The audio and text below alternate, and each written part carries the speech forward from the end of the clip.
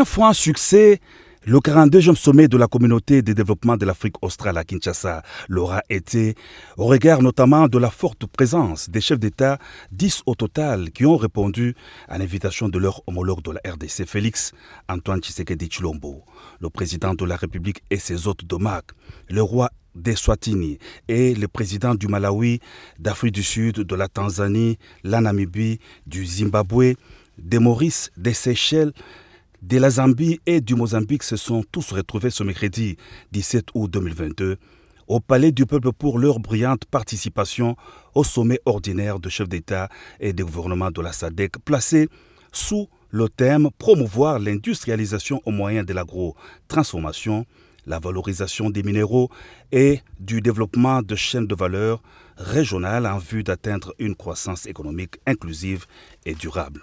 La cérémonie d'ouverture des travaux s'est déroulée dans la salle des congrès du Palais du Peuple, en présence de tous les chefs des institutions du pays, de la première dame Denise Nyakero Tshisekedi, qu'entouraient les premières dames des pays participant au sommet et de plusieurs autres invités. Le temps fort de cette cérémonie a été la passation de pouvoir entre le président en exercice sortant, le président du Malawi Lazarus Chakwera, et le président entrant Félix Antoine Tshisekedi Tshilombo, président de la RDC. Intervenant après les discours de son homologue du Malawi, le nouveau président en exercice de la SADC a dit avoir accepté les charges de la communauté avec grande joie et beaucoup de responsabilités. Il a salué le brillant mandat de son prédécesseur qui a permis la réalisation de différents projets intégrateurs en dépit de la conjoncture difficile liée au Covid-19 avant de circonscrire sa mission à la tête de la SADC. Mon pays, la République démocratique du Congo, par le truchement de son gouvernement, affirme son engagement à appuyer la mise en œuvre des programmes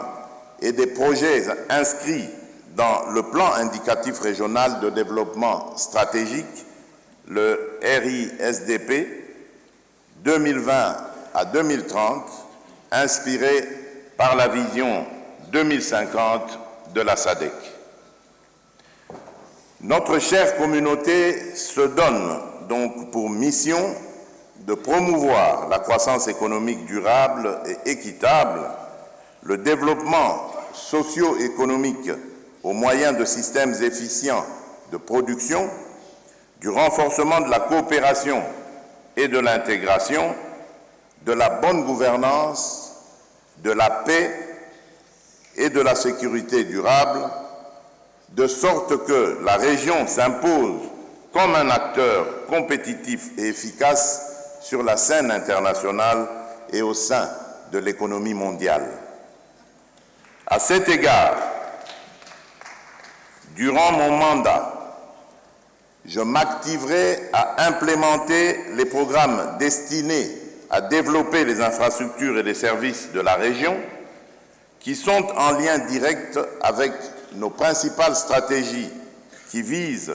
à stimuler l'intégration économique et à éradiquer la pauvreté dans la région de la SADC. Le chef de l'État, Félix Antoine Tshisekedi Tshilombo, a aussi remercié ses pairs pour la solidarité de leur pays avec le peuple congolais face à l'agression du Rwanda. Permettez-moi de remercier notre communauté, la SADC, pour sa solidarité avec le peuple congolais au moment où notre pays est victime d'une agression lâche et barbare de la part de son voisin, le Rwanda. Et nos remerciements appuyés à la République d'Afrique du Sud, la République du Malawi et la République unie de Tanzanie, dont les vaillants soldats partagent leur sort avec les nôtres au prix du sacrifice suprême pour que la paix revienne dans la partie est de notre pays.